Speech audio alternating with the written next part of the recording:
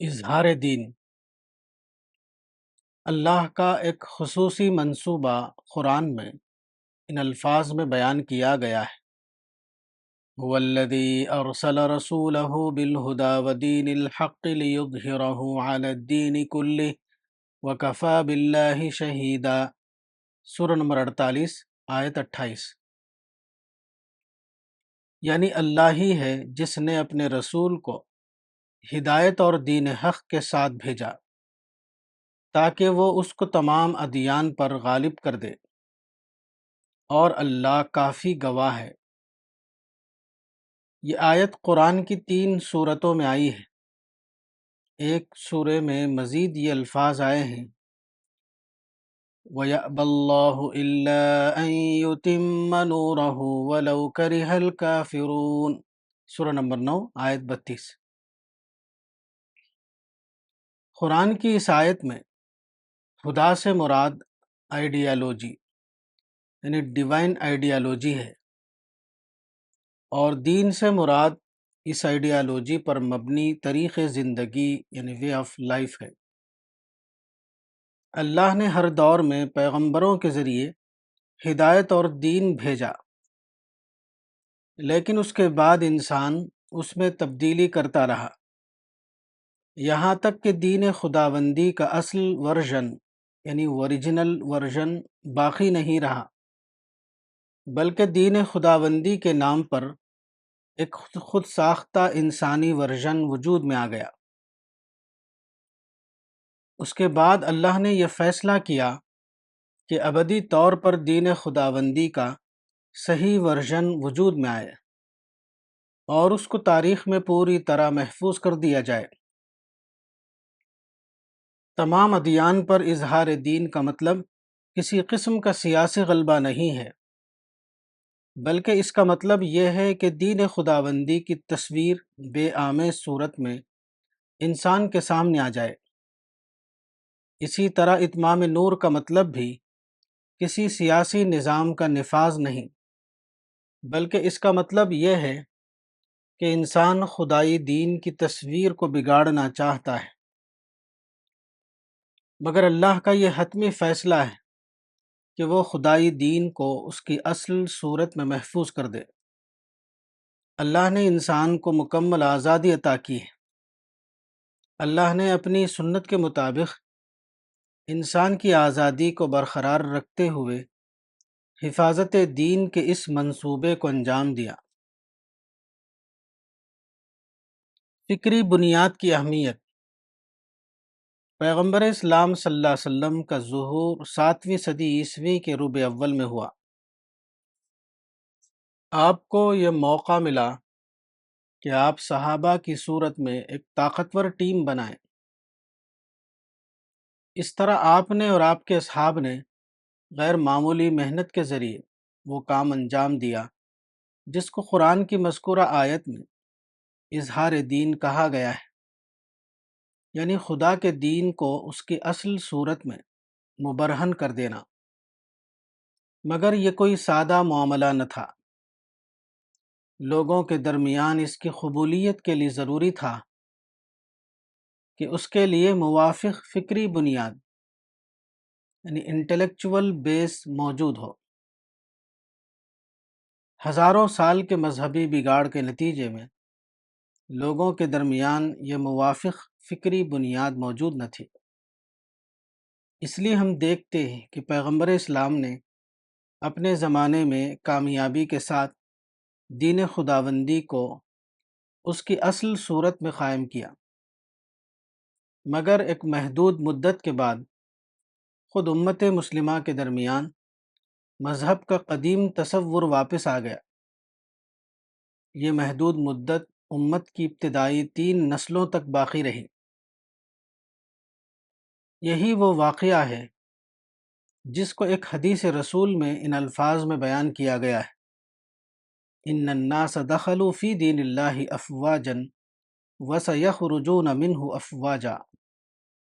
مسند احمد جلد 3 صفحہ 243۔ یعنی لوگ فوج در فوج خدا کے دین میں داخل ہوئے اور ان قریب وہ فوج در فوج خدا کے دین سے نکل جائیں گے۔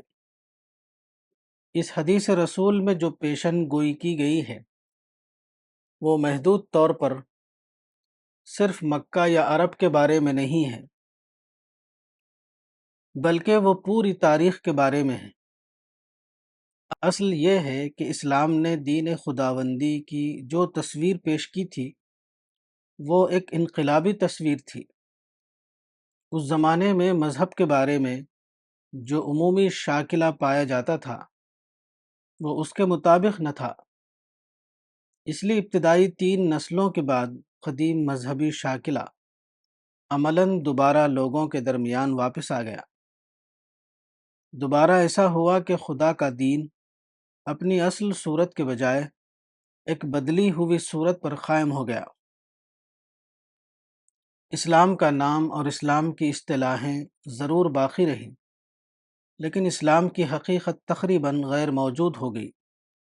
یہی مطلب ہے اس حدیث رسول کا جس میں بتایا گیا ہے کہ بعد کے زمانے میں اسلام کا صرف نام باقی رہے گا اور قرآن کا صرف رسم الخط، لا يبقى من الاسلام الا اسمه ولا يبقى من القرآن الا رسمه۔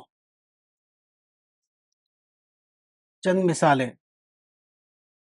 اسلام سے پہلے خدا کا عقیدہ ایک رسمی قسم کا مبنی بر قلب یعنی ہارٹ بیسڈ عقیدہ تھا۔ اسلام نے خدا کے عقیدے کو ایک زندہ شعور کے طور پر مبنی بر ذہن یعنی مائنڈ بیسڈ عقیدے کی حیثیت سے زندہ کیا، لیکن وقت کا عمومی شاکلہ اس کے موافق نہ تھا۔ اس لیے بہت جلد ایسا ہوا کہ مسلمانوں کے درمیان خدا کا عقیدہ زندہ عقلی شعور کے طور پر باقی نہ رہا، وہ دوبارہ مبنی بر قلب قسم کا رسمی عقیدہ بن کر رہ گیا۔ اسلام سے پہلے ہر مذہب میں عبادت کا تصور موجود تھا، لیکن ان کی عبادت محض ایک مبنی بر فارم عمل بنی ہوئی تھی۔ اسلام نے دوبارہ عبادت کو مبنی بر اسپرٹ یعنی اسپرٹ بیسڈ عبادت کی حیثیت سے زندہ کیا، لیکن چند نسلوں کے بعد دوبارہ قدیم مزاج واپس آ گیا اور خدا کی عبادت محض کچھ رسمی اعمال کا مجموعہ بن کر رہ گئی۔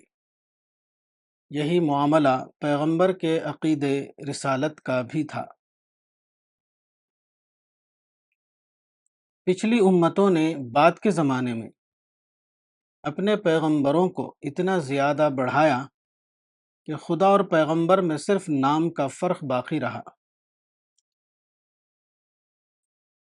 یہی وہ برائی ہے جس کو پیغمبر اسلام نے پیشگی طور پر ان الفاظ میں بیان فرمایا تھا، لا تطرونی کما اطرت النصارى عیسی ابن مریم، صحیح البخاری رقم الحدیث 3445۔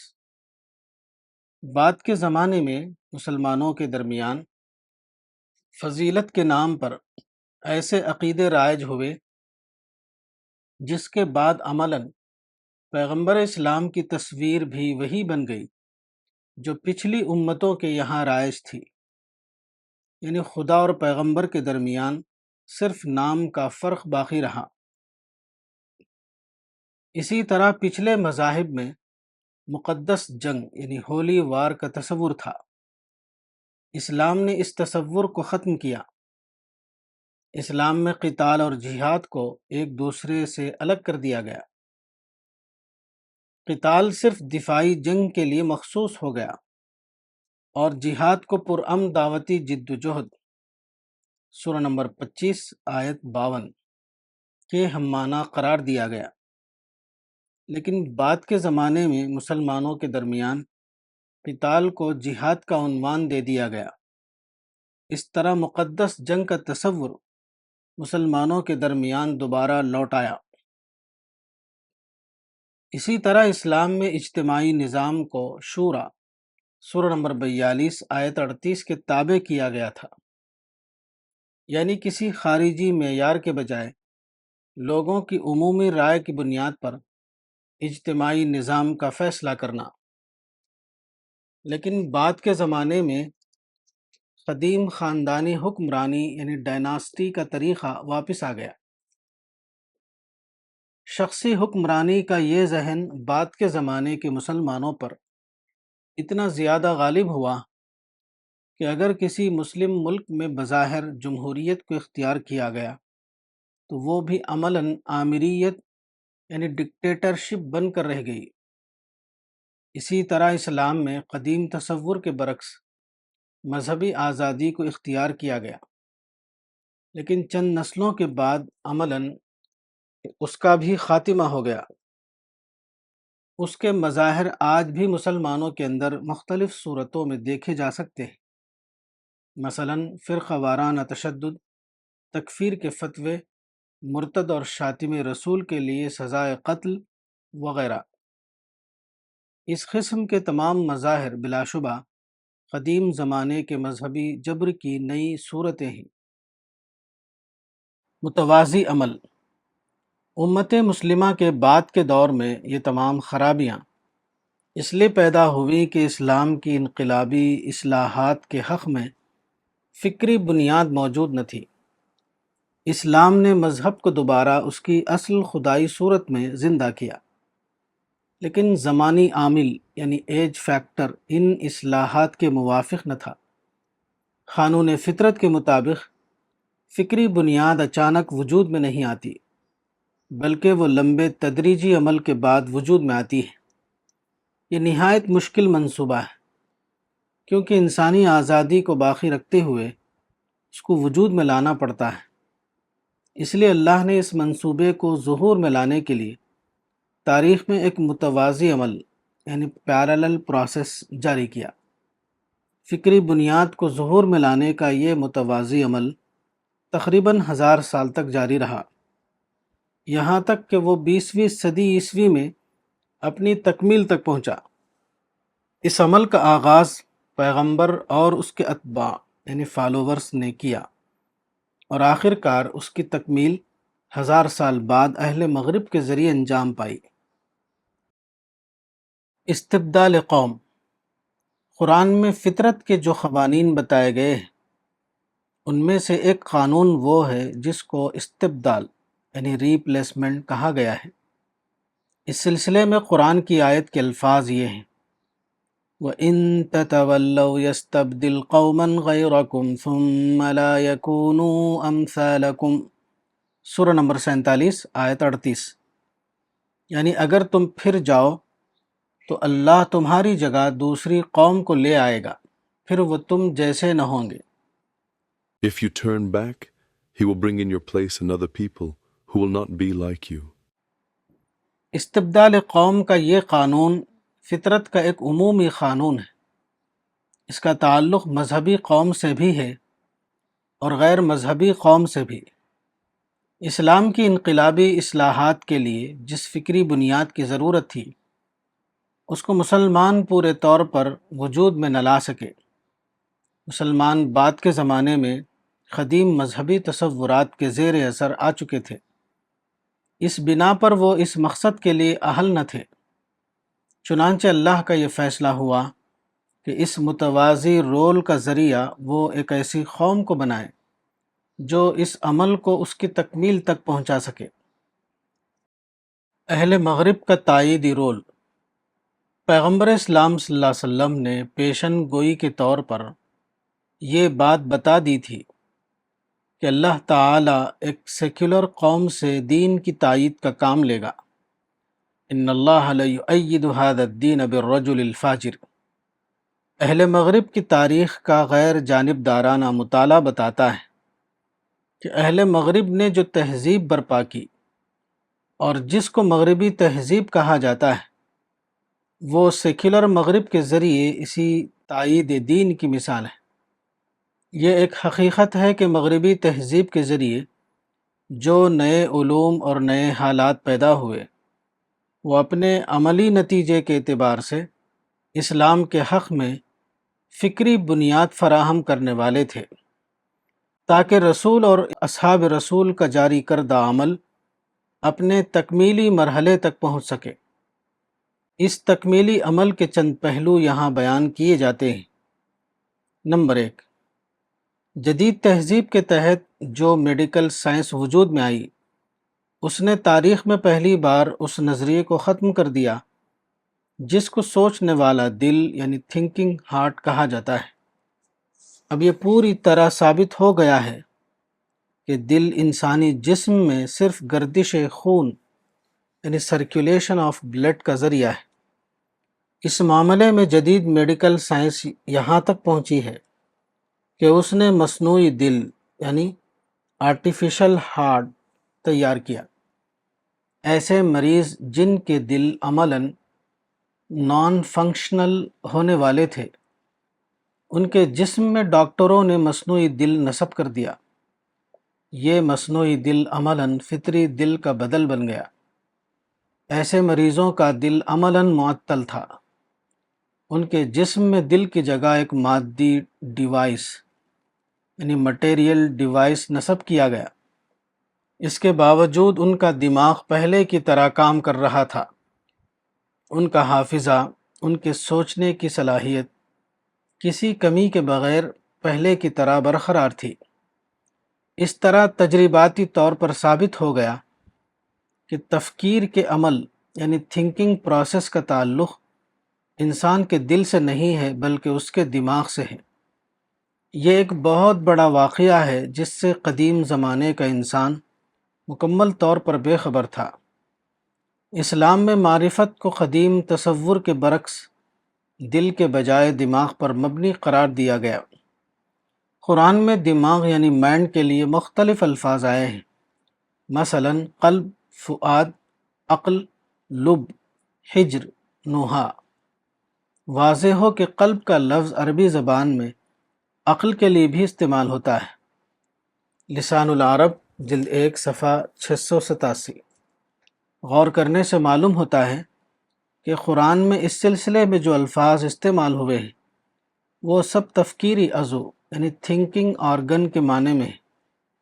قرآن میں گردش خون کے ذریعے کے طور پر کسی عضو کا ذکر نہیں۔ پچھلے 1000 سال کے دوران مسلمانوں میں فکری ارتقاء نہ ہو سکا۔ اس کا سبب یہ ہے کہ مسلمان فکری عمل کا سرچشمہ غلط طور پر دل کو قرار دیے ہوئے تھے۔ جدید دریافت نے یہ راستہ کھول دیا ہے کہ مسلمانوں میں فکری ارتقاء کا عمل حقیقی سطح پر جاری ہو سکے۔ قدیم زمانے میں تمام مذاہب میں معرفت حق یعنی ریئلائزیشن آف ٹروتھ کا منبع یعنی سورس دل کو سمجھا جاتا تھا۔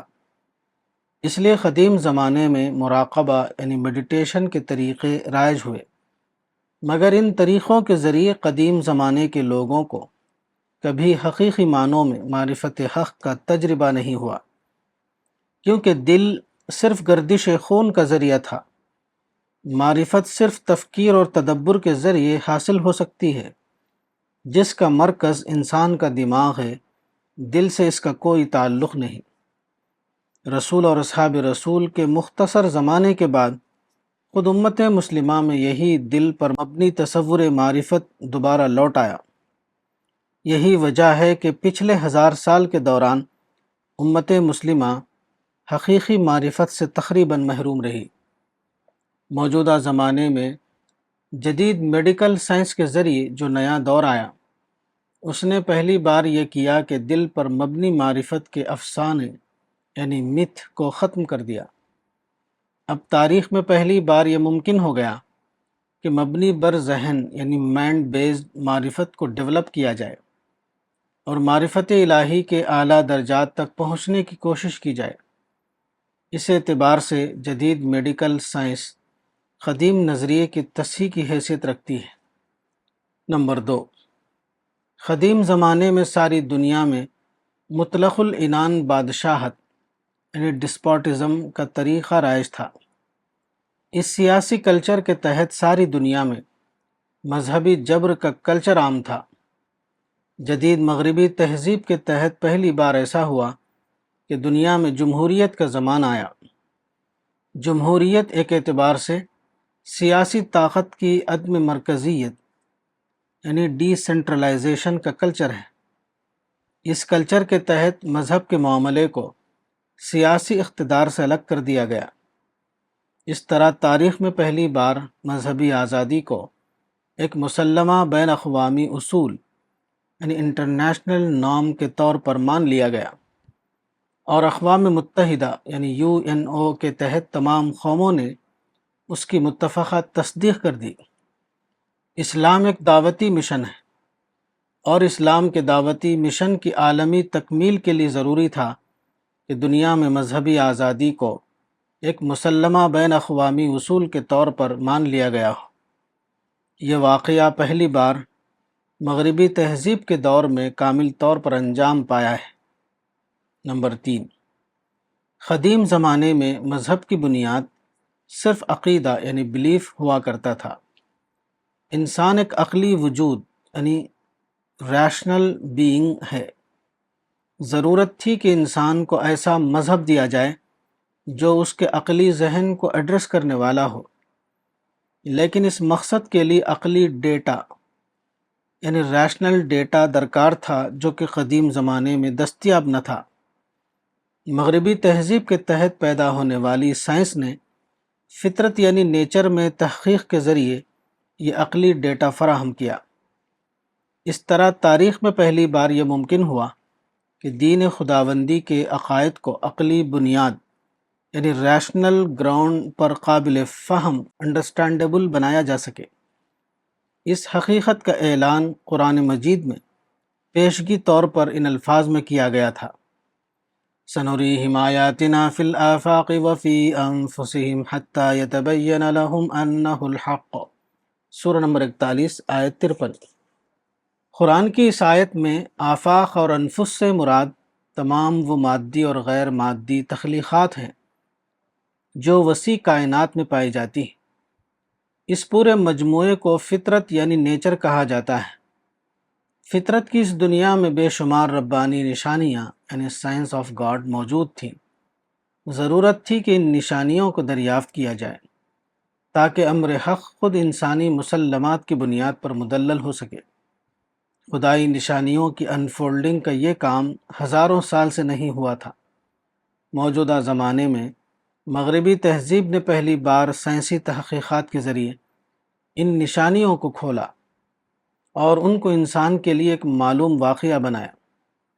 یہ موافق دلائل فطرت یعنی نیچر میں آیات الہی کے طور پر موجود تھے، وہ مخفی حالت میں تھے۔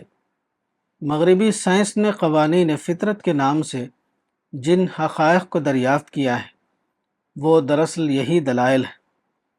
اس کے بعد یہ ممکن ہو گیا کہ اسلام کے علم کلام یعنی تھیالوجی کو قیاسات کے بجائے برہانیات کی بنیاد پر قائم کی جائے۔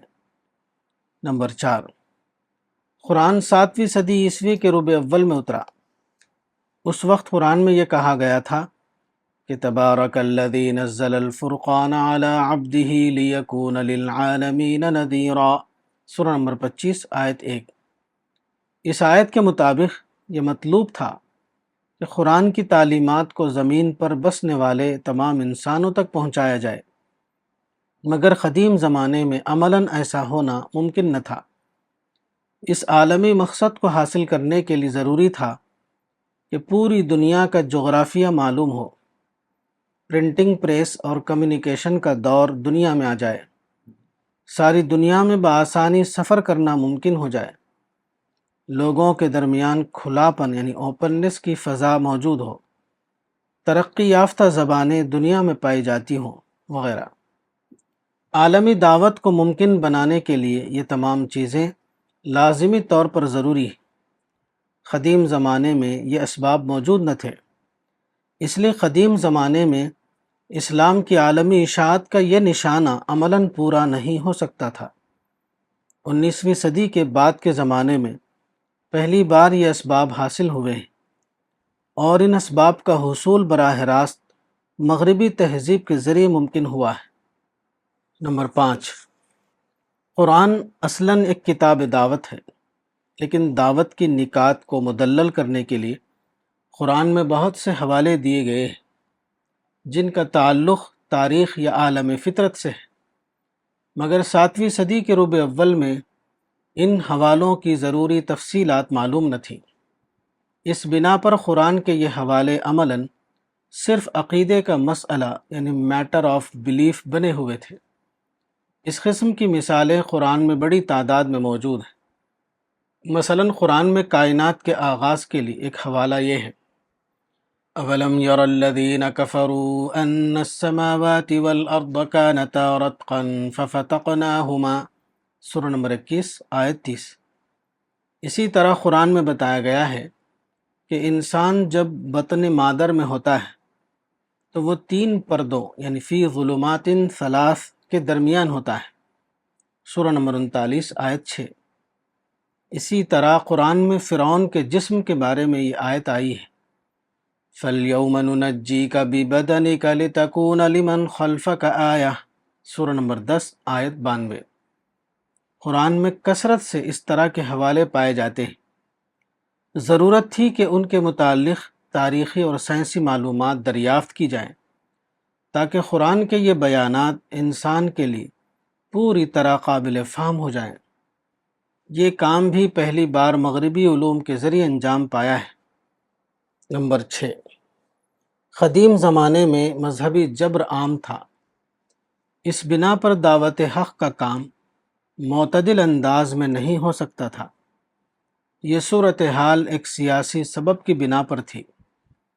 قدیم زمانے کے حکمراں اپنا حق حکمرانی یعنی مینڈیٹ مذہب کی بنیاد پر حاصل کرتے تھے، اس لیے وہ اس کو برداشت نہیں کرتے تھے کہ ان کے علاقے میں سلطنت کے مذہب کے سوا کوئی اور مذہب پایا جائے۔ مذکورہ آیت میں اظہار دین کا ایک پہلو یہ تھا کہ حق حکمرانی کے معاملے کو مذہب سے جدا کر دیا جائے۔ دور اول میں جو اسلامی انقلاب آیا اس نے تاریخ میں ایک نیا عمل یعنی پروسیس جاری کیا۔ یورپ کی جمہوریت اسی عمل کی تکمیل ہے۔ مغربی جمہوریت نے یہ کیا کہ حق حکمرانی کے معاملے کو مذہب سے الگ کر کے اس کو عوامی رائے سے وابستہ کر دیا۔ اس کے نتیجے کے طور پر دنیا میں پہلی بار مذہبی امن کا دور آ گیا۔ اس دور کی باقاعدہ تکمیل اقوام متحدہ کی صورت میں ہوئی، جس کے تحت مذہب کے معاملے میں تشدد کو بطور اصول ممنوع قرار دے دیا گیا۔ یہ واقعہ اپنی نوعیت کے اعتبار سے گویا دور جدید میں حکمت حدیبیہ کی عالمی توسیع ہے، جو اسلامی دعوت کے حق میں ایک عظیم نعمت کی حیثیت رکھتی ہے۔ نمبر 7، مغربی دنیا کے سیکولر اہل علم نے اسلام کا مطالعہ اپنے اصول کے مطابق خالص موضوعی انداز میں کیا۔ اس بنا پر وہ اسلام کے کئی ایسے پہلو کو دریافت کر سکے جو مسلم اہل علم سے اعتقادی مطالعے کی بنا پر مخفی تھے۔ مثلاً پیغمبر اسلام صلی اللہ علیہ وسلم کو اپنے مشن کے سلسلے میں غیر معمولی مخالفت کا سامنا کرنا پڑا۔ اس مقابلے میں پیغمبر اسلام کو غیر معمولی کامیابی حاصل ہوئی۔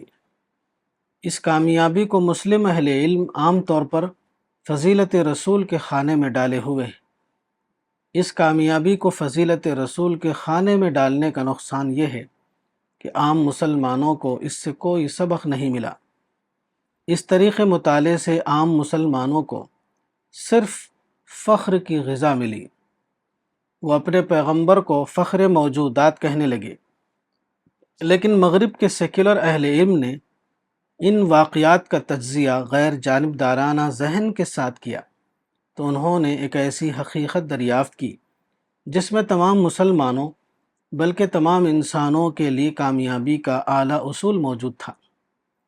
مثلاً ایک برٹش رائٹر ای کلیٹ نے پیغمبر اسلام صلی اللہ علیہ وسلم کے تذکرے کے تحت لکھا ہے کہ انہوں نے مشکلات کا مقابلہ اس عزم کے ساتھ کیا کہ وہ ناکامی سے کامیابی کو نچوڑیں۔ He faced adversity with the determination to wring success out of failure.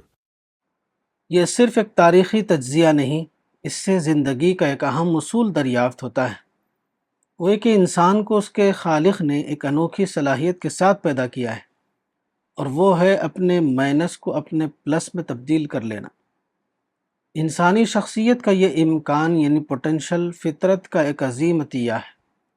پیغمبر اسلام صلی اللہ علیہ وسلم نے اپنے عمل کے ذریعے اس انسانی فطرت کا ایک کامیاب مظاہرہ کیا، مگر مسلمان اپنے عقیدت مندانہ مطالعے کی بنا پر اس پہلو کو بطور سنت رسول اپنی زندگیوں میں شامل نہ کر سکے۔ مغربی سیرت نگاروں نے سیرت نبوی کے اس پہلو کو دریافت کر کے مسلمانوں کو یہ موقع دیا کہ وہ اس کو اختیار کریں اور اس کے ذریعے اپنے منصوبوں کو حقائق کی بنیاد پر قائم کر کے اس کو کامیاب بنائیں۔ شہادت اعظم۔ مغربی تہذیب کا دین خداوندی کے حق میں سب سے بڑا تائیدی رول یہ ہے کہ اس نے اہل اسلام کے لیے وہ ضروری اسباب فراہم کیے جن کو استعمال کر کے وہ دور آخر کے اس اہم ترین رول کو کامیابی کے ساتھ ادا کر سکیں جس کو حدیث میں شہادت اعظم کہا گیا ہے۔ شہادت اعظم سے مراد دعوت اعظم ہے۔ اس دعوت اعظم کے دو پہلو ہیں، نظری اعتبار سے اس کا اعلیٰ حجت یعنی سپیریئر ریزن پر قائم ہونا، اور وسعت کے اعتبار سے اس کے دائرے کا عالمی یعنی گلوبل ہونا۔ صحیح مسلم میں ایک لمبی روایت آئی ہے۔ اس روایت میں دور آخر کے ایک اہم رول کا ذکر بطور پیشن گوئی کیا گیا ہے۔ اس کی بابت حدیث میں یہ الفاظ آئے ہیں، قال رسول اللہ صلی اللہ علیہ وسلم ھذا اعظم الناس شہادۃ عند رب العالمین۔ صحیح مسلم رقم الحدیث 5230۔ یعنی رسول اللہ صلی اللہ علیہ وسلم نے فرمایا کہ یہ اللہ رب العالمین کے نزدیک سب سے بڑی شہادت ہوگی۔ اس حدیث پر غور کرنے سے معلوم ہوتا ہے کہ اس میں شہادت سے مراد جسمانی قتل نہیں ہے، بلکہ اس سے مراد نظریاتی معنوں میں ایک عظیم دعوتی رول ہے جو دور آخر میں انجام پائے گا۔ غالباً اس سے مراد انسانی تاریخ کے آخری زمانے کا ایک فائنل دعوتی رول ہے۔ اس دعوتی رول کی صراحت اگرچہ حدیث میں موجود نہیں ہے، لیکن قرآن و حدیث میں ایسے اشارات موجود ہیں جن پر غور کر کے اس رول کو متعین کیا جا سکتا ہے۔ نمبر 1، شہادت اعظم کے نظری پہلو کو سمجھنے کے لیے قرآن کی اس آیت سے رہنمائی ملتی ہے، سَنُرِيهِمْ آيَاتِنَا فِي الْآفَاقِ وَفِي أَنفُسِهِمْ حَتَّى يَتَبَيَّنَ لَهُمْ أَنَّهُ الْحَقُّ۔ سورہ نمبر 41 آیت 53۔ قرآن کی اس آیت میں آیات سے مراد تخلیق میں چھپی ہوئی نشانیاں ہیں۔ ان نشانیوں کو موجودہ زمانے میں مغربی سائنسدانوں نے غیر معمولی تحقیق کے ذریعے دریافت کیا۔ اس طرح دین خداوندی کی تاریخ میں ایک نیا دور آ گیا۔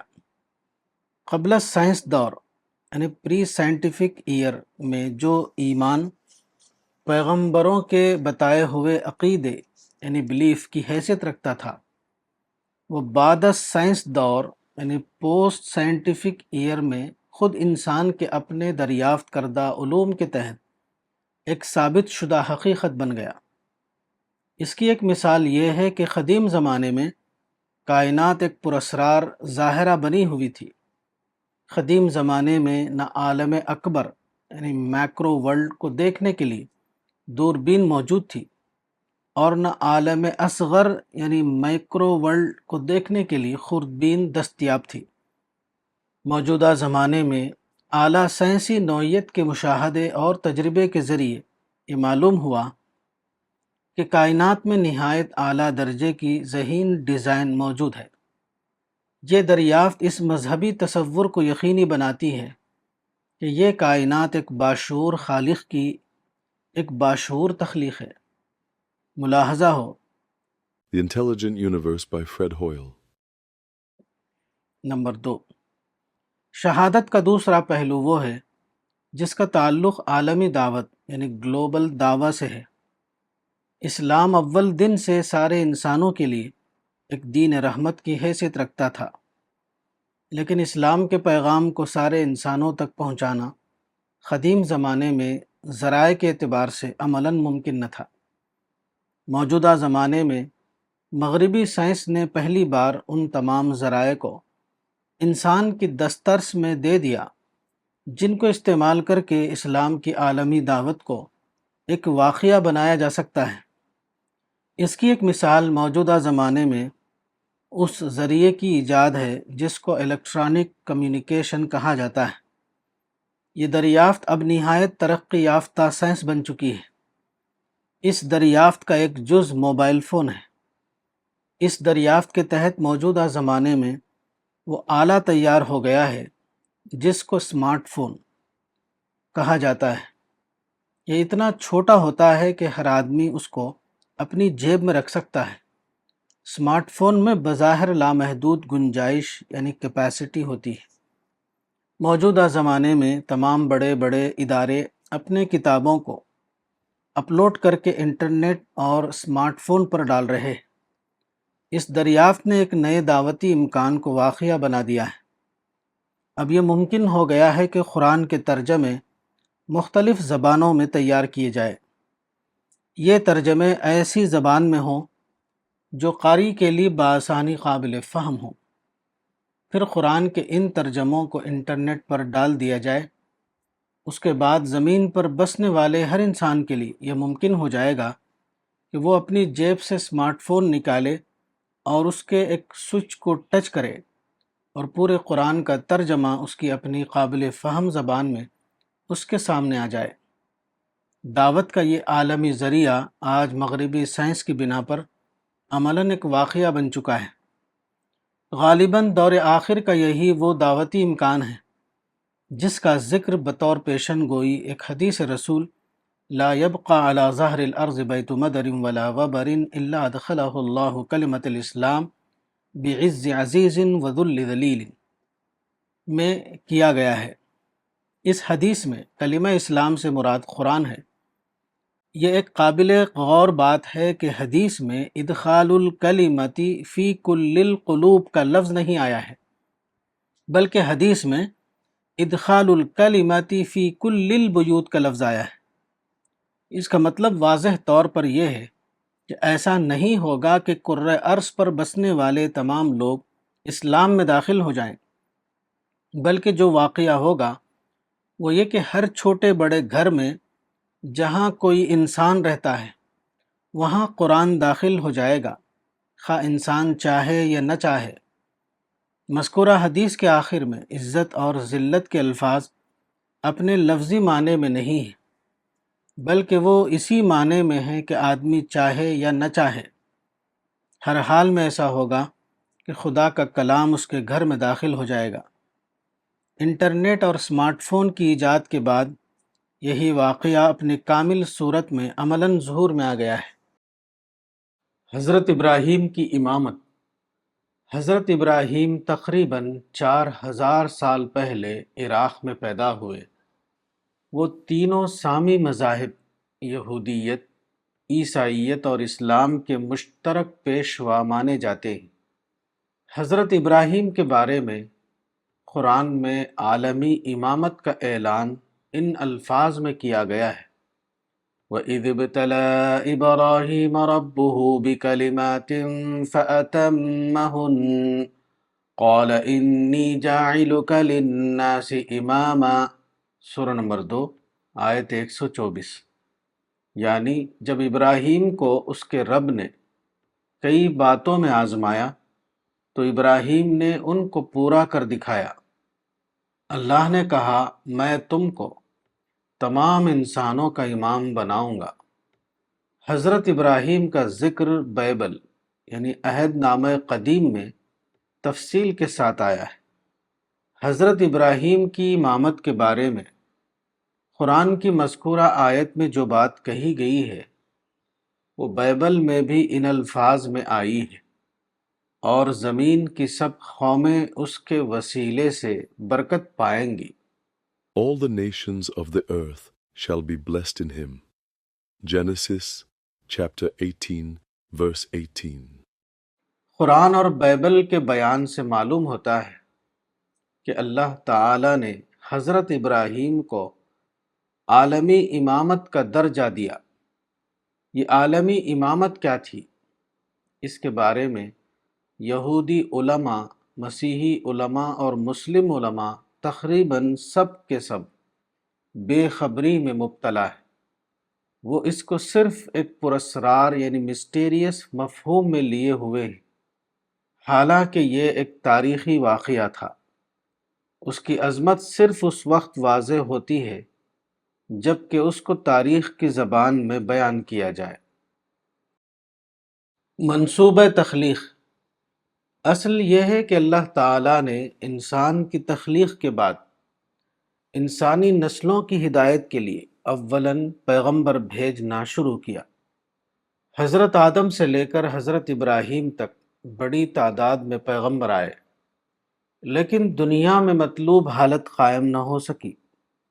وہ مطلوب حالت یہ تھی کہ ایک طرف دین خداوندی کا مستند متن محفوظ ہو جائے اور دوسری طرف انسان کو دین خداوندی کے معاملے میں کامل آزادی حاصل ہو، دین کے معاملے میں کسی بھی قسم کی رکاوٹ باقی نہ رہے۔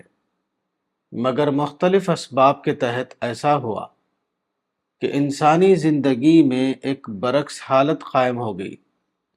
اس کو ایک لفظ میں استبدادیت یعنی ڈسپوٹزم کہا جا سکتا ہے۔ اس کے نتیجے میں دنیا میں ہر جگہ انسانی زندگی میں استبدادی ماڈل یعنی ڈسپوٹک ماڈل رائج ہو گیا۔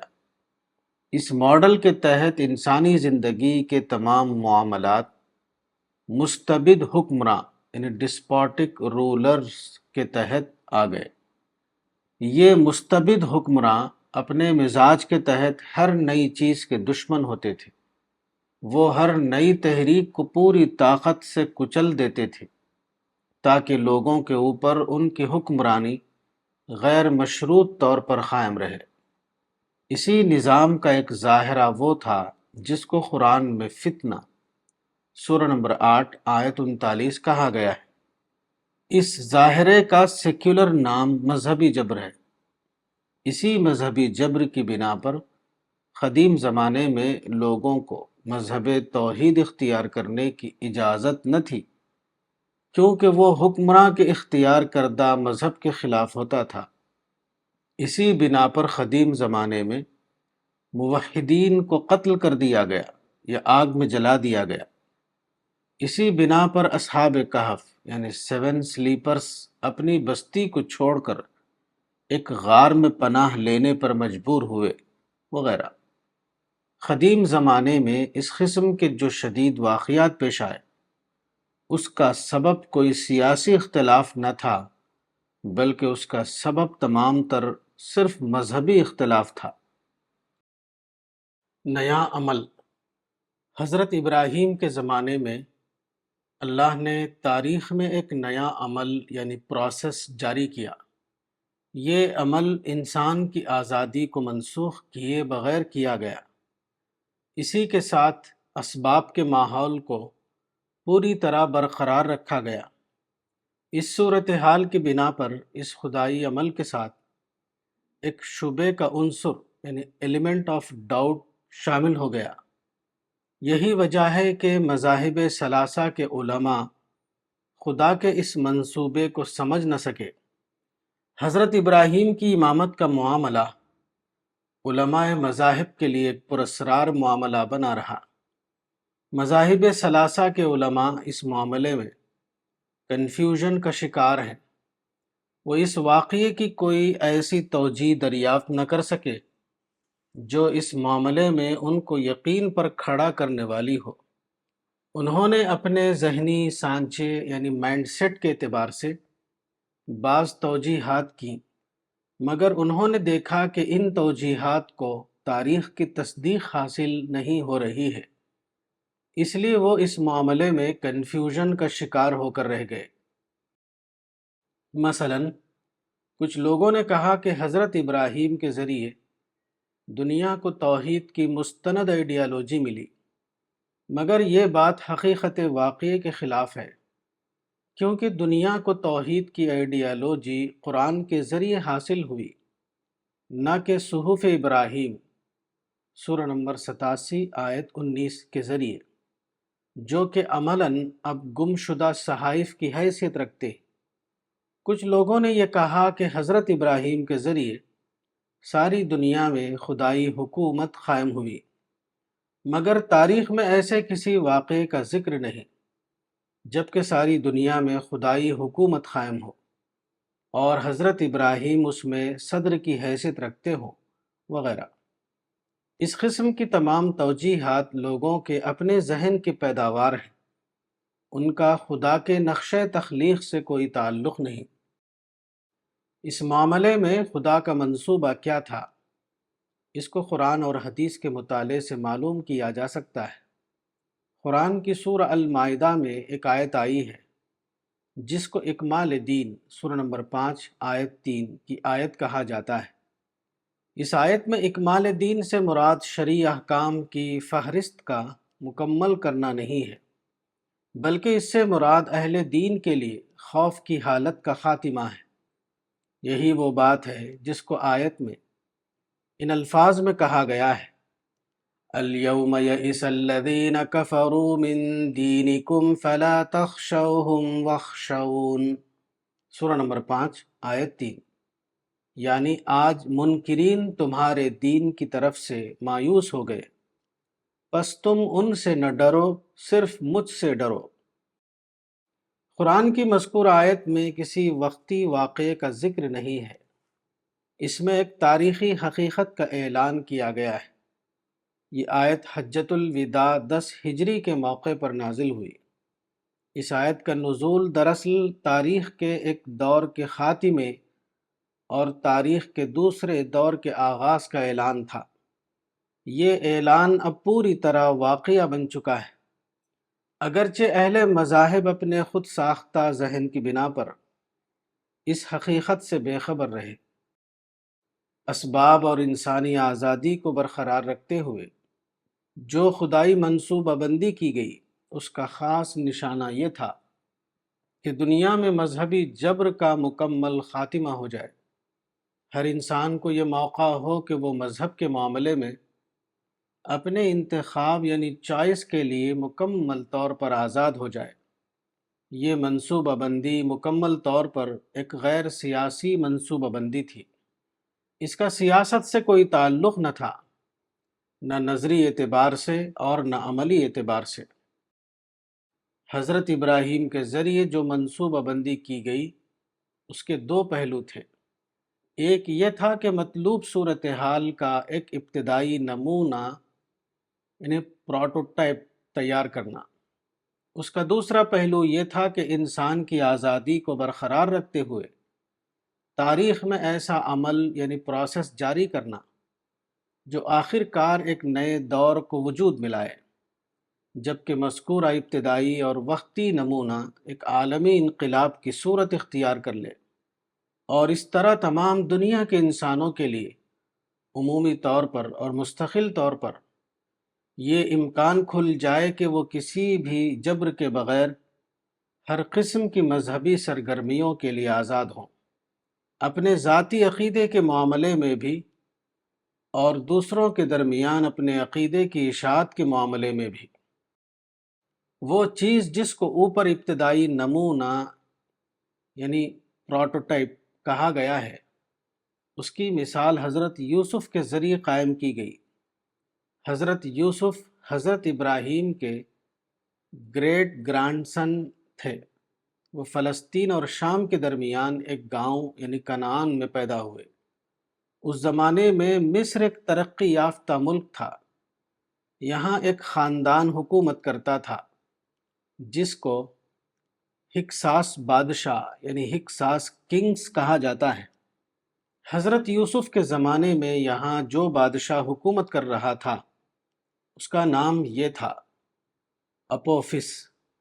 یہ بادشاہ استثنائی طور پر ایک منفرد مزاج کا آدمی تھا۔ وہ شخصی طور پر ایسی صفات کا حامل تھا جو مطلوب منصوبے کے لیے ایک موزوں کردار کی حیثیت رکھتی تھیں۔ یہی وجہ ہے کہ خدائی منصوبے کے تحت حضرت یوسف کو کنعان سے نکال کر قدیم مصر کی راجدھانی میمفس پہنچایا گیا۔ یہاں ایسے اسباب پیدا ہوئے جس کے تحت حضرت یوسف اس وقت کے مصری بادشاہ کے دربار میں پہنچے۔ بادشاہ حضرت یوسف کی صلاحیت سے اتنا زیادہ متاثر ہوا کہ اس نے اپنے ایک فیصلے کے تحت حضرت یوسف کو مصر کے خزائن یعنی وسائل ارض کا انچارج بنا دیا۔ سورہ نمبر 12 آیت 55۔ حضرت یوسف کا یہ قصہ قرآن اور بائبل دونوں میں یکساں طور پر تفصیل کے ساتھ بیان کیا گیا ہے۔ اس سلسلے میں بائبل کا بیان یہ ہے کہ بادشاہ نے کہا، میری ساری رعایا تیرے حکم پر چلے گی، فقط تخت کا مالک ہونے کے سبب میں بزرگ تر ہوں گا۔ Only in regard to the throne, I will be greater than you. Genesis 41:40. حضرت یوسف کے ذریعے مصر میں جو مثال قائم ہوئی وہ دراصل اس عمومی اور عالمی حالت کا ایک ابتدائی نمونہ تھا جو حضرت ابراہیم کے جاری کردہ تاریخی عمل کے نتیجے میں بات کو زیادہ بڑے پیمانے پر قائم ہونے والا تھا۔ حضرت یوسف کے ذریعے قدیم مصر میں یہ مثال قائم ہوئی کہ اگر حاکم کے محدود سیاسی اقتدار کو تسلیم کر لیا جائے اور اس سے کوئی تعرض نہ کیا جائے تو کس طرح ایک انسان کے لیے ہر قسم کے مذہبی دروازے کھل جاتے ہیں۔ یہ گویا سیاسی ادارہ یعنی پولیٹیکل انسٹیٹیوشن اور غیر سیاسی اداروں یعنی نان پولیٹیکل انسٹیٹیوشنز کے درمیان علیحدگی کا معاملہ تھا۔ یہ علیحدگی اللہ کے منصوبے کے عین مطابق تھی۔ یہی وجہ ہے کہ اس معاملے کو قرآن میں احسن القصص سورہ نمبر 12 آیت 3 کہا گیا ہے، یعنی بہترین قصہ، بیسٹ سٹوری۔ قرآن کی اس آیت میں بہترین قصے سے مراد دراصل بہترین ماڈل، بیسٹ ماڈل ہے۔ اللہ تعالیٰ کے نزدیک انسان کی اجتماعی زندگی کا بہترین ماڈل وہی ہے جس کا ایک ابتدائی نمونہ حضرت یوسف کے ذریعے 3500 سال پہلے قدیم مصر میں قائم کیا گیا۔ اس معاملے کو دوسرے الفاظ میں اس طرح کہا جا سکتا ہے کہ قدیم مستبدانہ ماڈل یعنی ڈسپوٹک ماڈل کی جگہ جمہوری ماڈل یعنی ڈیموکریٹک ماڈل کو دنیا میں رائج کرنا۔ کچھ لوگ جمہوری نظام کو لادینی نظام کہتے ہیں، مگر یہ درست نہیں۔ جدید جمہوری نظام دراصل سیکولرزم کے اصول پر قائم ہے۔ اس کے مطابق جمہوریت عدم مداخلت کی پالیسی یعنی پالیسی آف نان انٹرفرنس کا دوسرا نام ہے، یعنی سیاسی اقتدار کے ادارے کا اس پر راضی ہو جانا کہ وہ اپنے حدود کو انتظامیہ یعنی ایڈمنسٹریشن تک محدود رکھے گا۔ انتظام ملکی سے باہر جو ادارے ہیں وہ اپنے دائرے میں مکمل طور پر آزاد ہوں گے، مثلا تعلیم، صحافت، اشاعتی ادارے، اقتصادی سرگرمیاں، مذہب، دعوت و تبلیغ وغیرہ۔ اس میں وہ تمام پرامن سرگرمیاں شامل ہیں جن کو موجودہ زمانے میں غیر سیاسی سرگرمیاں یعنی نان پولیٹیکل ایکٹیویٹیز یا NGOs کی سرگرمیاں کہا جاتا ہے۔ نئی نسل کی تیاری۔ اس سلسلے میں دوسری زیادہ بڑی منصوبہ بندی جو حضرت ابراہیم کے ذریعے 4000 سال پہلے شروع کی گئی، اس کا مرکز قدیم مکہ تھا۔ حضرت ابراہیم نے اپنی ایک دعا میں یہ الفاظ کہے تھے، رب انہن اضللن کثیرا، سورہ نمبر 14 آیت 35۔ ان الفاظ میں دراصل اس دور کا ذکر تھا جس کو ما قبل ابراہیم دور یعنی پری ابراہم ایج کہا جا سکتا ہے۔ اس قدیم دور میں شرک تمام انسانی آبادیوں میں ایک عمومی کلچر کی حیثیت اختیار کر چکا تھا، حتیٰ کہ تاریخ میں اس کا تسلسل قائم ہو گیا۔ مزید یہ کہ مشرکانہ کلچر کو قدیم زمانے کی حکومتوں کی مکمل حمایت حاصل تھی۔ اس حکومتی حمایت کی بنا پر ایک شدید تر صورتحال پیدا ہو گئی، وہ تھا اعتقادی شرک کے ساتھ اس میں حکومتی تشدد کا شامل ہو جانا، اعتقادی شرک اور سیاسی اقتدار کے اس اتحاد کی بنا پر وہ صورتحال پیدا ہوئی جس کو مذہبی جبر یعنی ریلیجس پرسیکیوشن کہا جاتا ہے۔ اس نظام جبر کو ختم کر کے نظام آزادی کو دنیا میں لانا ایک لمبا تاریخی منصوبہ تھا۔ اس کے لیے صرف آئیڈیالوجی کافی نہیں تھی، اس کے لیے ضرورت تھی کہ ایک مطلوب ٹیم وجود میں آئے۔ یہ ٹیم ایک آئیڈیالوجی کے تحت متحد ہو، تمام ضروری شرطوں کو اختیار کرتے ہوئے یہ ٹیم ایک ہمہ گیر جد و جہد کرے، وہ انسانی تاریخ میں ایک نئے انقلابی عمل یعنی ریولوشنری پروسیس کا آغاز کرے۔ انسان کی آزادی کو برقرار رکھتے ہوئے وہ اپنا سفر شروع کرے اور پھر اللہ کی خصوصی تدبیر یعنی مینجمنٹ کے ذریعے وہ اپنے منتہا یعنی کلمنیشن تک پہنچ جائے۔ 18ویں صدی میں جو سیاسی انقلاب آیا اور جس کے نتیجے میں جمہوری ماڈل دنیا میں رائج ہوا، وہ حضرت ابراہیم کے ذریعے جاری کردہ اسی عمل کی تکمیل کی حیثیت رکھتا تھا۔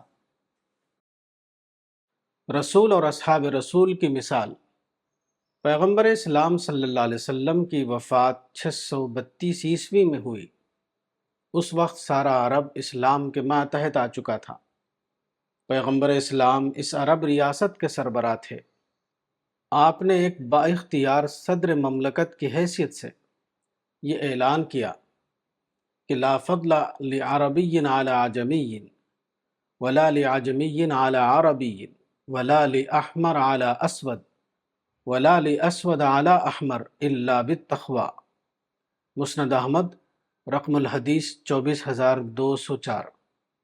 یعنی کسی عربی کو کسی اجمی پر کوئی فضیلت نہیں، اور نہ کسی اجمی کو کسی عربی پر کوئی فضیلت ہے۔ کسی سفید فام کو کسی سیاہ فام پر کوئی فضیلت نہیں، اور نہ کسی سیاہ فام کو کسی سفید فام پر کوئی فضیلت ہے سوا تقوی کے۔ یہ تاریخ میں حصول جمہوریت کا پہلا باضابطہ اعلان تھا۔ اس ریاستی اعلان کا مطلب یہ تھا کہ نظریاتی اعتبار سے اب غیر جمہوری دور کا خاتمہ ہو گیا اور جمہوری دور کا اصولی طور پر آغاز ہو گیا۔ اس طرح تاریخ میں ایک نیا عمل شروع ہوا جو انسانی آزادی کو برقرار رکھتے ہوئے بتدریج بعد کی تاریخ میں جاری رہا۔ اسی اعلان جمہوریت کا ایک عملی مظاہرہ وہ تھا جو اس اعلان کے تقریباً 10 سال بعد حضرت عمر فاروق کی خلافت کے زمانے میں پیش آیا۔ اس وقت حضرت عمر کی خلافت کے زمانے میں مصر کا ملک مدینے کی ریاست میں شامل ہو چکا تھا۔ اس وقت مصر میں ایک واقعہ ہوا، وہ یہ کہ ایک عرب مسلمان اور ایک مصری مسیحی کے درمیان ایک مسئلے پر نزاع ہوئی۔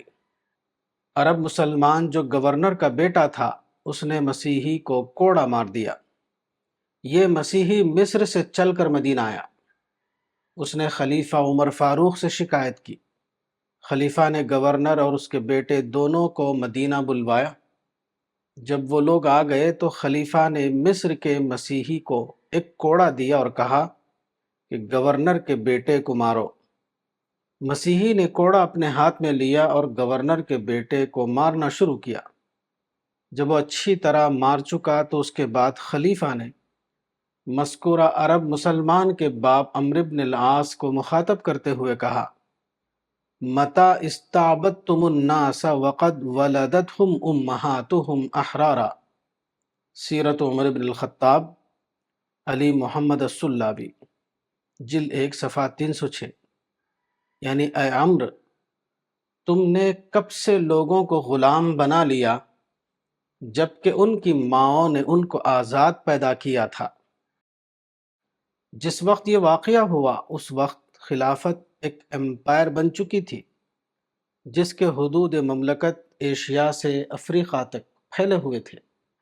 ایسی حالت میں خلیفہ کے الفاظ محض ایک شخص کے الفاظ نہ تھے، بلکہ وہ وقت کی سب سے بڑی سلطنت کی طرف سے گویا بین اقوامی پالیسی کا اعلان تھا۔ یہ پالیسی تاریخ میں سفر کرتی رہی، انسانی آزادی کو برقرار رکھتے ہوئے وہ تاریخ کو ایک نیا شیپ دیتی رہی، یہاں تک کہ یہ عمل یورپ تک پہنچ گیا۔ فرانس کے مشہور جمہوری مفکر روسو، جے روسو کی کتاب سوشل کنٹریکٹ 1762 میں شائع ہوئی۔ اس کتاب میں جمہوریت یعنی ڈیموکریسی کی آئیڈیالوجی کو پیش کیا گیا تھا۔ روسو نے اپنی کتاب کا آغاز جس جملے سے کیا وہ گویا خلیفہ عمر فاروق کے مذکورہ قول کا اعادہ تھا۔ روسو کی کتاب کا ابتدائی جملہ یہ تھا: انسان آزاد پیدا ہوا تھا مگر میں اس کو زنجیروں میں جکڑا ہوا دیکھتا ہوں۔ Man was born free, but I see him in chains. جمہوریت کی یہ تحریک 1789 میں ایک باقاعدہ سیاسی واقعہ بن گئی، جبکہ یورپ میں وہ واقعہ پیش آیا جس کو انقلاب فرانس یعنی فرینچ ریولوشن کہا جاتا ہے۔ انقلاب فرانس نے اصولی طور پر بادشاہت یعنی کنگشپ کے نظام کا خاتمہ کر دیا اور جمہوریت کو ایک سیاسی نظام کی حیثیت سے بالفعل قائم کر دیا۔ یہ تاریخی عمل 1948 میں آخری طور پر مکمل ہو گیا، جبکہ اقوام متحدہ UNO کا باضابطہ قیام عمل میں آیا اور دنیا کی تمام قومیں باضابطہ طور پر اقوام متحدہ کی ممبر بن گئیں۔ اس ادارے کے تحت دنیا کی تمام قوموں نے اس عہد نامے پر دستخط کر دیے۔ اس کا مطلب یہ تھا کہ استبدادی ماڈل اب آخری طور پر غیر مطلوب ماڈل قرار پا گیا اور جمہوری ماڈل کو عملاً مسلمہ ماڈل کی حیثیت دے دی گئی۔ جمہوری ماڈل، جمہوریت کی تعریف یعنی ڈیفینیشن عام طور پر اس طرح کی جاتی ہے: عوام کی حکومت، عوام کے ذریعے، عوام کے لیے۔ Government of the people, by the people, for the people. یہ تعریف جمہوریت کے صرف ظاہری ڈھانچے کو بتاتی ہے۔ اس سے یہ معلوم نہیں ہوتا کہ جمہوریت کے حقیقی فوائد کیا ہیں اور انسانی زندگی کے حق میں اس کے دور رس نتائج کیا پیدا ہوئے۔ جمہوریت اپنی اصل حقیقت کے اعتبار سے اس سے بہت زیادہ ہے، جیسا کہ وہ مذکورہ تعریف کے مطابق نظر آتی ہے۔ جمہوریت کا اصل فائدہ یہ ہے کہ اس نے ان تمام رکاوٹوں کو ختم کر دیا جو قدیم غیر جمہوری نظام کے تحت انسان پر عائد تھیں۔ جمہوریت نے کامل معنوں میں انسان کو فکر و خیال کی آزادی دے دی۔ انسان اپنے فطری وجود کے اعتبار سے امکانات کی ایک کائنات اپنے اندر رکھتا ہے۔ ان انسانی امکانیات یعنی پوٹینشلز کو انفولڈ کرنے کے لیے صرف ایک چیز کی ضرورت ہے اور وہ ہے کامل آزادی۔ قدیم زمانے میں اس انسانی آزادی پر پابندی لگی ہوئی تھی۔ اس کا یہ نتیجہ تھا کہ قدیم زمانے میں انسان کوئی بڑی ترقی نہ کر سکا، نہ مذہبی اعتبار سے اور نہ سیکولر اعتبار سے۔ موجودہ زمانے میں جمہوریت کا دور آیا تو اسی کے ساتھ کامل آزادی کا دور آ گیا۔ اس آزادی کا نتیجہ یہ ہوا کہ انسان کی تمام فطری صلاحیتیں انفولڈ ہونے لگیں۔ وہ تمام ترقیاں جن کے مجموعے کو تہذیب یعنی سویلائزیشن کہا جاتا ہے، وہ دراصل اسی انفولڈنگ کا نتیجہ ہے۔ اسی کے نتیجے میں یہ ہوا کہ دنیا میں مذہبی آزادی کا دور آیا، فطرت کے اندر چھپی ہوئی سائنسی حقیقتوں کی دریافت ہوئی، انسان کو پرنٹ میڈیا اور الیکٹرانک میڈیا کی دولت ملی۔ تاریخ میں پہلی بار وہ انقلاب آیا جس کو عالمی کمیونیکیشن یعنی گلوبل کمیونیکیشن کہا جاتا ہے، وغیرہ۔ جدید تہذیب کی یہ تمام ترقیاں اسلام کے عین موافق تھیں۔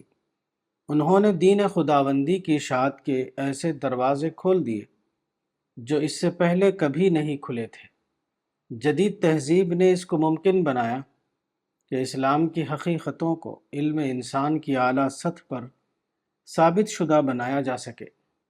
ان نئی دریافتوں کی بنا پر یہ ممکن ہوا کہ انسان اعلیٰ سطح کی معرفت کا تجربہ کر سکے۔ اسی کے ذریعے یہ ممکن ہوا کہ اللہ کے پیغام کی اشاعت کا کام کسی رکاوٹ کے بغیر عالمی سطح پر انجام دیا جا سکے۔ اسی جدید تہذیب کی بنا پر تاریخ میں پہلی بار یہ ممکن ہوا کہ عالمی سطح پر ایک دعوی امپائر قائم کیا جا سکے وغیرہ۔ یہ سب کچھ جو دور جدید میں ہوا وہ اللہ کے تخلیقی منصوبہ یعنی کریشن پلان کے مطابق ہوا۔ وہ منصوبہ یہ ہے کہ انسان کی آزادی کو ہر حال میں باقی رکھا جائے۔ جو کام بھی کیا جائے وہ انسان کی آزادی کو برقرار رکھتے ہوئے کیا جائے۔ خدا کے اسی تخلیقی منصوبے کی بنا پر ایسا ہوا کہ تہذیبی ترقیوں کے ساتھ انسان کے لیے یہ موقع باقی رہا کہ وہ اپنی آزادی کا غلط استعمال کرے، خواہ اس کے نتیجے میں فساد کی صورتیں پیدا ہو جائیں۔ یہ دو طرفہ صورتحال موجودہ زمانے کے مسلمانوں کی بصیرت کا امتحان تھی۔ یہاں ضرورت تھی کہ مسلمانوں کے رہنما اس صلاحیت کا ثبوت دیں جس کو خدا کی کتاب میں فرقان سورہ نمبر 9 آیت 29 کہا گیا ہے، یعنی ایک چیز کو دوسری چیز سے الگ کر کے دیکھنا۔ اس موقع پر مسلم رہنماؤں کو یہ کرنا تھا کہ وہ مغربی تہذیب اور اہل مغرب کی قومی سیاست دونوں کو ایک دوسرے سے الگ کر کے دیکھیں۔ مغربی تہذیب اپنی حقیقت کے اعتبار سے مغربی تہذیب نہیں ہے، بلکہ وہ خدائی تہذیب یعنی ڈیوائن سویلائزیشن ہے۔ وہ فطرت میں چھپے ہوئے خدائی قوانین کی دریافت کے ذریعے وجود میں آئی ہے۔ وہ قوانین فطرت کا انسانی سطح پر ظہور ہے۔ فطرت کے قوانین جب انسانی ٹیکنالوجی میں ڈھل جائیں تو اسی کا نام تہذیب ہوتا ہے۔ جدید تہذیب کو سمجھنے کے لیے اسی طرح اس کو مغرب کے قومی پہلو سے الگ کر کے دیکھنا چاہیے، جس طرح اسلام کو مسلمانوں کے قومی پہلو سے الگ کر کے دیکھا جاتا ہے۔ دور جدید کے مسلم رہنما اگر اس بصیرت کے حامل ہوتے کہ وہ جدید تہذیب اور مغربی قوم دونوں کو ایک دوسرے سے الگ کر کے دیکھتے تو یقیناً وہ پا لیتے کہ جدید تہذیب ان کے لیے ایک خدائی نعمت ہے۔ وہ حضرت یوسف کے احسن القصص کا عالمی اظہار ہے۔ وہ حضرت ابراہیم کے جاری کردہ عمل یعنی پروسیس کا براہ راست حصہ ہے۔ وہ پیغمبر اور اصحاب پیغمبر کے ذریعے لائے جانے والے انقلاب کا تکمیلی مرحلہ ہے۔ جدید تہذیب کے ذریعے اللہ تعالیٰ نے مسلمانوں کے لیے وہ عالمی مواقع آخری حد تک کھول دیے جبکہ پیغمبر اسلام کی ایک پیشن گوئی کو واقعہ بنایا جا سکے۔ آپ کی اس پیشن گوئی کو مختصر طور پر اس طرح بیان کیا جا سکتا ہے: ادخال الکلمۃ فی کل البیوت۔ اوپر کے صفحات میں تاریخ کا جو جائزہ پیش کیا گیا ہے اس سے یہ بات واضح ہو جاتی ہے کہ وہ خدائی منصوبہ کیا تھا جس کو قرآن میں امامت ابراہیم کہا گیا تھا، اور جس کے بارے میں بائبل میں یہ الفاظ آئے تھے کہ زمین کی سب قومیں اس کے وسیلے سے برکت پائیں گی۔ اس خدائی اعلان کا مطلب یہ تھا کہ انسانی آزادی کو برقرار رکھتے ہوئے اللہ تاریخ میں ایک ایسا عمل یعنی پروسیس جاری کرے گا جو آخر کار اس انجام تک پہنچے گا کہ انسانی زندگی میں سیاسی جبر کا فتنہ کامل طور پر ختم ہو جائے اور جمہوریت کے تحت ایک ایسا سیاسی نظام بنے گا جس میں دوبارہ زیادہ بڑے پیمانے پر اور عالمی سطح پر وہ حالت قائم ہو جائے گی جو حضرت یوسف کے زمانے میں قدیم مصر میں وقتی طور پر اور محدود طور پر قائم ہوئی تھی، یعنی سیاسی حکمراں کا اقتدار تخت تک محدود رہے گا۔ تخت کے سوا تمام غیر سیاسی شعبے مکمل طور پر آزاد ہو جائیں گے۔ ہر انسان کو یہ موقع ہوگا کہ وہ کامل معنوں میں مذہبی آزادی کی فضا میں جیے۔ وہ اپنے چوائس کے مطابق جس مذہبی عقیدے کو چاہے اختیار کرے، وہ عبادت کے جس طریقے کو چاہے اس کے مطابق عبادت کرے۔ مذہب کی تبلیغ و اشاعت پر کسی بھی قسم کی کوئی رکاوٹ باقی نہ رہے، انسان کو مکمل معنوں میں مذہبی آزادی حاصل ہو، اس واحد شرط کے سوا کوئی اور شرط اس کے لیے موجود نہ ہو کہ وہ دوسرے انسانوں کو کسی بھی قسم کی عملی جراحت یعنی فزیکل انجوری نہیں پہنچائے گا۔ انسان کی آزادی کو برقرار رکھتے ہوئے یہی واحد ممکن ماڈل تھا جس کو اللہ کے منصوبے کے تحت بروئے کار لایا گیا۔ اس مذہبی آزادی میں یہ بات بھی اپنے آپ شامل ہے کہ تمام مواقع کار جو سیکولر لوگوں کو حاصل ہوں گے وہ سب کے سب مکمل طور پر اہل مذہب کو بھی حاصل ہوں گے۔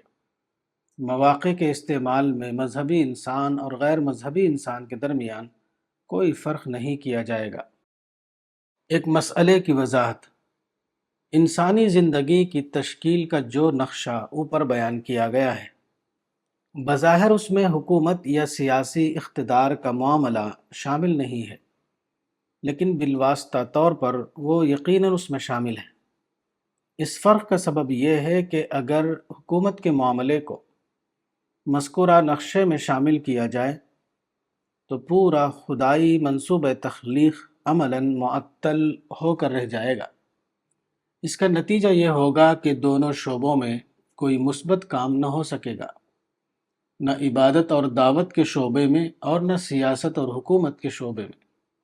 اس کا سبب یہ ہے کہ مذکورہ دونوں شعبوں کی حیثیت ایک دوسرے سے بالکل مختلف ہے۔ عقیدہ اور عبادت اور دعوت کا معاملہ اس میدان سے تعلق رکھتا ہے جہاں آدمی کے لیے یہ ممکن ہے کہ وہ پرامن طور پر اپنی تمام سرگرمیوں کو کسی رکاوٹ کے بغیر جاری رکھ سکے۔ اس کے برعکس سیاست کا دائرہ ایک ایسا دائرہ ہے جہاں داخل ہوتے ہی فوراً دوسرے فریق سے نزاع پیدا ہو جاتی ہے۔ سیاست کے دائرے میں ہمیشہ کوئی فرد یا گروہ اتھارٹی کی پوزیشن میں ہوتا ہے، اس لیے سیاست کے دائرے میں داخل ہونا عملاً پولیٹیکل اتھارٹی سے ٹکراؤ کے ہم معنی بن جاتا ہے۔ یہ ٹکراؤ اس ماحول کو ختم کر دیتا ہے جبکہ ایک شخص عقیدہ اور عبادت اور دعوت کے میدان میں موجود مواقع کو استعمال یعنی اویل کر سکے۔ خدا کے منصوبہ تخلیق میں اس مسئلے کا حل یہ مقرر کیا گیا کہ سیاسی اقتدار کے شعبے کو عقیدے سے وابستہ کرنے کے بجائے اس کو سماجی حالات یعنی سوشل کنڈیشنز سے وابستہ کر دیا جائے، یعنی کسی وقت سماج کے جو حالات ہوں اور انسانوں کے درمیان جس سیاسی ڈھانچے پر اتفاق ہو سکتا ہے اس کو اختیار کر لیا جائے۔ یہ صورتحال جاری رہے گی یہاں تک کہ سماج کے حالات بدل جائیں اور سیاسی ڈھانچے کے بارے میں کوئی دوسرا نقشہ لوگوں کے لیے قابل قبول بن جائے۔ اس حکمت کو قرآن میں ان الفاظ میں بیان کیا گیا ہے، وَأَمْرُهُمْ شُورَىٰ بَيْنَهُمْ، سورہ نمبر 42 آیت 38، یعنی ان کا معاملہ ان کے آپس کے مشورے کے تابع ہے۔ اس آیت میں امر سے مراد اقتدار کا معاملہ ہے۔ اس آیت سے یہ اصول اخذ ہوتا ہے کہ سیاسی اقتدار کا معاملہ کسی مخصوص عقیدے کے تابع نہ ہو بلکہ وہ لوگوں کی آزاد رائے کے تابع ہو۔ آج کل کی زبان میں یہ کہا جا سکتا ہے کہ سیاسی ادارے کا معاملہ عوامی الیکشن کے تابع ہے۔ فری اینڈ فیئر الیکشن کے ذریعے جو لوگ منتخب ہوں گے ان کو حق ہوگا کہ وہ اس وقت تک حکومت کا نظام چلائیں جب تک لوگوں کی رائے بدل نہ جائے اور سماجی حالات کا یہ تقاضا ہو کہ اقتدار کی زمام کچھ دوسرے لوگوں کے حوالے کی جائے۔ یہی وہ حقیقت ہے جو ایک حدیث رسول میں ان الفاظ میں بیان کی گئی ہے، کما تکونون کذالک یؤمر علیکم، البیہقی رقم الحدیث 7391، یعنی جیسے تم ہوگے ویسے تمہارے حکمراں ہوں گے۔ دوسرے الفاظ میں یہ کہ حکمراں کا تعین کسی مخصوص عقیدے کی بنیاد پر نہیں ہوگا بلکہ اس کا تعین لوگوں کی رائے یعنی ووٹ کے ذریعے کیا جائے گا۔ یہ ایک قسم کے سماجی بندوبست یعنی سوشل سیٹلمنٹ کا معاملہ ہے۔ اس کا فائدہ یہ ہے کہ زندگی کے دونوں شعبوں یعنی سیاسی اور غیر سیاسی میں امن کا قیام ممکن ہو جاتا ہے۔ عقیدہ اور عبادت اور دعوت کے میدان میں لوگوں کو موقع مل جاتا ہے کہ وہ پرامن طور پر اپنی تمام سرگرمیوں کو جاری رکھیں، وہ اپنے حق میں مواقع کا بھرپور استعمال کریں۔ دوسری طرف سماج کے ہر گروہ کو یہ موقع حاصل ہو جاتا ہے کہ وہ سماج کے اندر اپنے افکار کی پرامن اشاعت کر سکے اور پھر اگلے الیکشن کے موقع پر حسب حالات وہ اپنی پرامن کوششوں کا فائدہ اٹھائے۔ انسانی آزادی کو برقرار رکھتے ہوئے سماجی بندوبست کا اس سے بہتر کوئی نظام ممکن نہیں۔ خاتمہ کلام۔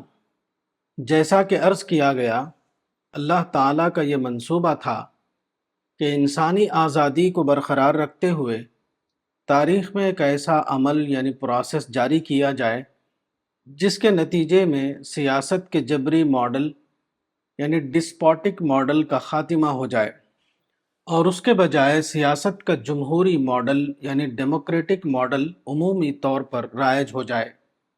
اس مطلوب ماڈل کا ایک ابتدائی نمونہ یعنی پروٹوٹائپ حضرت یوسف کے ذریعے قدیم مصر میں محدود طور پر قائم کیا گیا تھا۔ اسی کے ساتھ حضرت ابراہیم کے ذریعے ایک وسیع تر عمل جاری کیا گیا جو مختلف مراحل سے گزرتے ہوئے اپنے منتہا تک پہنچا۔ 19ویں صدی اور 20ویں صدی مذکورہ ابراہیمی عمل کی تکمیل کی صدی ہے۔ اب ہم 21ویں صدی میں ہیں اور یہ عمل اب اس حد تک مکمل ہو چکا ہے کہ آج تمام مواقع دعوت اللہ کے حق میں پوری طرح کھل چکے ہیں۔ اب ہر اعتبار سے وہ وسائل اور مواقع حاصل ہو چکے ہیں جبکہ کسی رکاوٹ کے بغیر فکری سطح پر اللہ کے دین کا عالمی اظہار اپنی مطلوب صورت میں کیا جا سکے۔ مگر اسلام کی تاریخ کا شاید یہ سب سے بڑا المیہ ہے کہ اس دور میں جو بڑے بڑے مسلم ذہن پیدا ہوئے وہ اس واقعے سے بالکل بے خبر رہے۔ نتیجہ یہ ہوا کہ وہ اس دور میں پیدا شدہ عظیم مواقع کو استعمال بھی نہ کر سکے۔ اس المیہ کا سبب بنیادی طور پر صرف ایک تھا اور وہ ایک اتفاقی مطابقت یعنی کو انسیڈنس ہے۔ اس اتفاقی مطابقت کا یہ نتیجہ تھا کہ تاریخ کا عظیم ترین امکان غیر استعمال شدہ امکان یعنی ان اویلڈ اپورچونٹی بن کر رہ گیا۔ اس کی تفصیل یہ ہے کہ جب مذکورہ ابراہیمی عمل کی تکمیل ہوئی تو یہ 18ویں صدی کے آخر اور 19ویں صدی کے آغاز کا زمانہ تھا۔ وہ حادثہ یہ تھا کہ اسی زمانے میں مغربی قوموں نے بڑی بڑی مسلم سلطنتوں کو توڑ دیا اور پوری مسلم دنیا میں اپنا سیاسی اور تہذیبی دبدبہ قائم کر لیا۔ یہ حادثہ مسلمانوں کی قومی نفسیات کے لیے ایک ایٹمی دھماکے سے بھی زیادہ بڑے دھماکے کی حیثیت رکھتا تھا۔ چنانچہ اس دور کے تمام مسلمان غالباً کسی استثناء کے بغیر شدید طور پر منفی رد عمل کا شکار ہو گئے۔ وہ مغربی قوموں سے نفرت کرنے لگے۔ انہوں نے مغربی قوموں کے خلاف فکری یا عملی جنگ چھیڑ دی۔ یہ رد عمل اتنا شدید تھا کہ مغربی قوموں کو نقصان پہنچانے کے لیے وہ خودکش بم باری یعنی سوسائڈ بامبنگ کو بھی اپنے لیے جائز سمجھنے لگے۔ 19ویں صدی اور 20ویں صدی میں پیدا ہونے والا مسلم لٹریچر تقریباً سب کا سب اسی نفرت کی نفسیات سے بھرا ہوا ہے۔ اس لٹریچر کے مطابق موجودہ زمانے کے مسلمانوں کا جو ذہن بنا وہ یہ تھا گویا کہ ساری مغربی دنیا صرف ایک کام میں مشغول ہے، مسلمانوں کے خلاف سازش اور دشمنی۔ اس معاملے کی ایک علامتی مثال ایک عرب عالم کی کتاب ہے جس کا ٹائٹل یہ ہے اجنحۃ المکر الثلاثۃ وخوافیہا، التبشیر، الاستشراق، الاستعمار، صفحات 776۔ عبدالرحمن حسن حبنکا المیدانی، دارالقلم، دمشق، 2000۔ اجتماعی توبہ کی ضرورت۔ یہ صورتحال بلا شبہ توبہ کی متقاضی ہے، یعنی منفی سوچ کو ترک کر کے مثبت سوچ کی طرف واپس جانا۔ اب تمام مسلمانوں کے لیے اس عمل کا وقت آ گیا ہے جس کا حکم قرآن میں ان الفاظ میں دیا گیا تھا، وَتُوبُوا إِلَى اللَّهِ جَمِيعًا أَيُّهَا الْمُؤْمِنُونَ لَعَلَّكُمْ تُفْلِحُونَ، سورہ نمبر 24 آیت 31۔ یعنی اے ایمان والو، تم سب مل کر اللہ سے توبہ کرو تاکہ تم فلاح پاؤ۔ قرآن کی اس آیت میں جس چیز کا حکم دیا گیا ہے اس سے مراد اجتماعی توبہ یعنی کلیکٹیو ریپنٹنس ہے۔ موجودہ صورتحال یہ ہے کہ مذکورہ قسم کا منفی ذہن تمام مسلمانوں کا قومی ذہن بن گیا ہے۔ مسلمانوں کی تمام قومی پالیسیاں اسی منفی ذہن کے مطابق بنتی ہیں۔ اس معاملے میں مسلمان اتنا زیادہ متحد الخیال ہیں جیسے کہ اس معاملے میں تمام مسلمانوں کا اجماع یعنی کنسنسس ہو گیا ہو۔ اس وقت سب سے پہلا کام یہ ہے کہ مسلمانوں کے اس عمومی قومی ذہن کو بدلا جائے۔ یہی موجودہ مسلمانوں کی اصلاح کا نقطہ آغاز ہے۔ اس ذہن کے باقی رہتے ہوئے مسلمانوں کے درمیان کوئی بھی نتیجہ خیز اصلاحی کام نہیں کیا جا سکتا۔ کتاب اظہار دین، مولانا وحید الدین خان۔